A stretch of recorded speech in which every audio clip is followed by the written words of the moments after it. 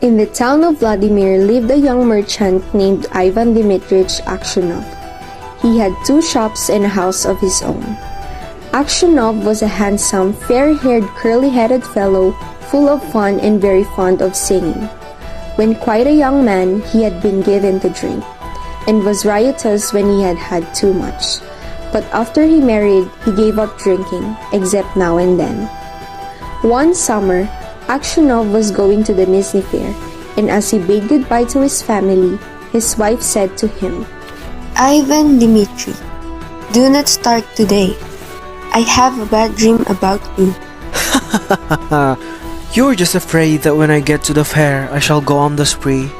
I do not know what I'm afraid of. All I know is that I had a bad dream. I dreamed you returned from the town, and when you took off your cap, I saw that your hair was quite gray. That's a lucky sign. See, if I don't sell all my goods, and bring you some presents from the fair. So he said goodbye to his family and drove away. When he had traveled halfway, he met a merchant whom he knew, and they put up at the same inn for the night. They had some tea together and then went to bed in adjoining rooms. He made his way across to the landlord of the inn, who lived in a cottage at the back, paid his bill, and continued his journey. Aksionov rested a while in the passage of the inn. Then he stepped out into the porch and, ordering a samovar to be heated, got out his guitar and began to play. Suddenly, a troika drove up with tinkling bells, and an official alighted, followed by 2 soldiers. He came to Aksionov and began to question him, asking him who he was and whence he came. Won't you have some tea with me? But the official went on cross-questioning him and asking him, Where did you spend last night? Were you alone or with a fellow merchant? Did you see the other merchant this morning?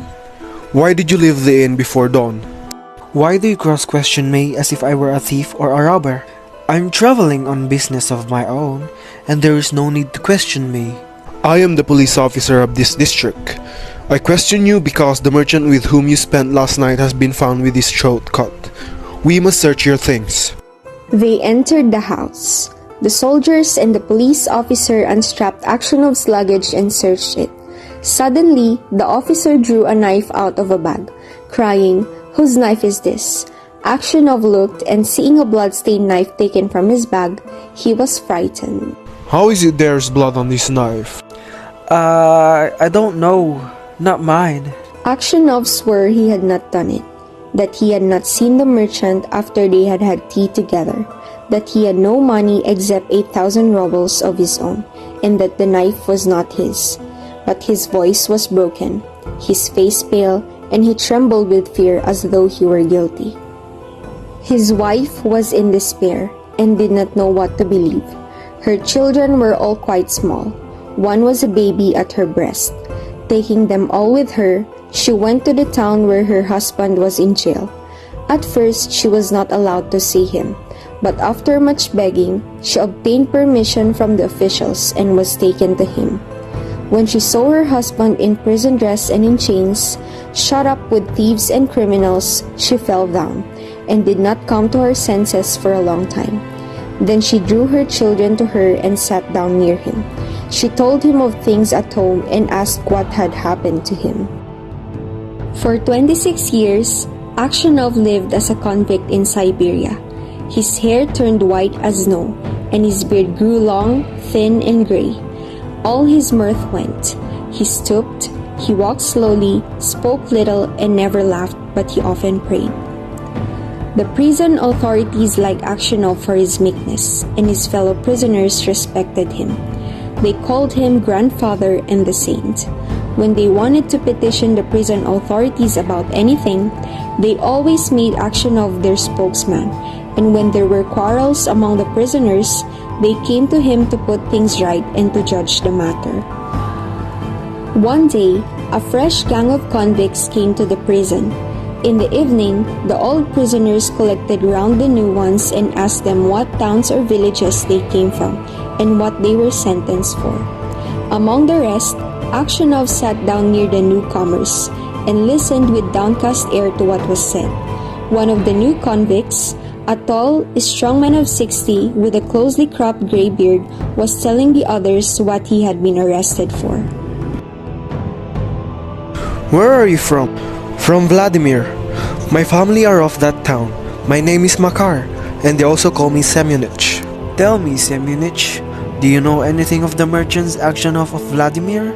Are they still alive? Know them? Of course I do. The Aksionovs are rich, though their father is in Siberia, a sinner like ourselves.